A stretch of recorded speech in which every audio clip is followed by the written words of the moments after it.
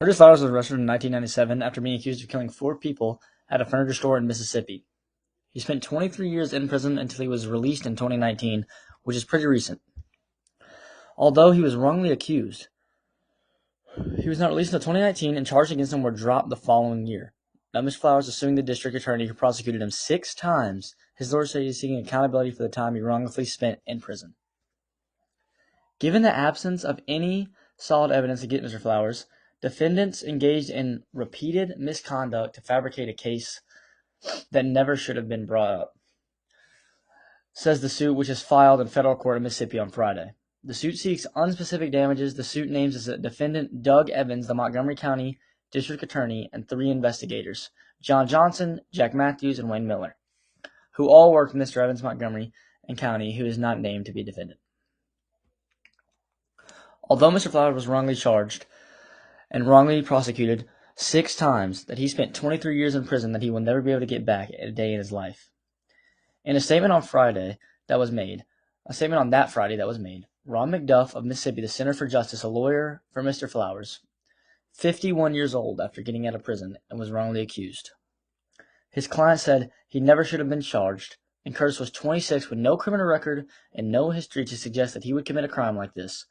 Mr. McDuff said the prosecution was tainted throughout by racial discrimination and repeated misconduct. Back then, whites and blacks were not equal, and it was uncivil. So that means Curtis Flowers was prosecuted, discriminated, and wrongly misconducted through this lawsuit. He seeked accountability for the misconduct. Ms. Flowers was accused of killing 4 people in a furniture store where he had worked for 3.5 days. His arrest did not come up until 6 months later in January 1997. His case drew a wide spread of attention everywhere around him. People were saying he was misconducted, and in a series of the podcast series, In the Dark, which broke down several aspects of the case, including an episode on the gun used in the killings, which was never even found. 3 people were found dead inside the Tardy Furniture Store in Mississippi on July 16, 1996, Robert Golden, Carmen Rigby, and Bertha Tardy. A 4th victim, Derek Stewart, died from his gunshot wounds at a hospital about a week later, according to the suit. The murders happened during a spree of armed robberies and murders in commercial establishments and banks that plagued Montgomery County and nearby counties from 1995 to 1997. The suit says no plausible motive tied Mr. Flowers to the crimes, so why would he be caused? The only option was racial discrimination. The suit says the prosecution's theory was not for Mr.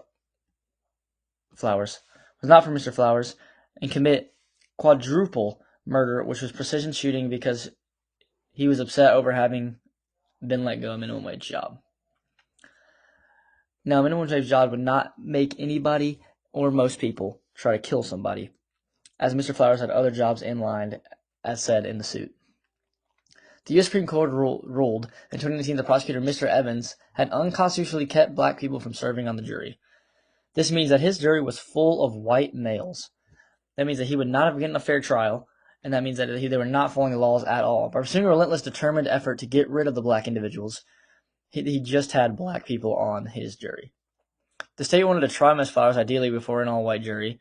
In March, a judge in Mississippi ordered the state to pay Mr. Flowers $500,000, the maximum the law allows, for wrongly imprisoning him for more than 20 years. The order came after Mississippi had passed a new law in 2019 to provide compensation to people who were wrongly convicted and impersonated for felony and crimes. While in prison, Mr. Flowers missed out on several life events, including the funeral of his mother. The suit says Clayton Golden, one of the lawyers, said Mr. Flowers can never get back the 23 years that he spent in prison for something he was wrongly done for. He can't get back those 23 years and miss many life monuments and many things that happened. The law allows innocent people to file lawsuits seeking to hold state officials accountable for misconduct leading to wrongful imprisonment.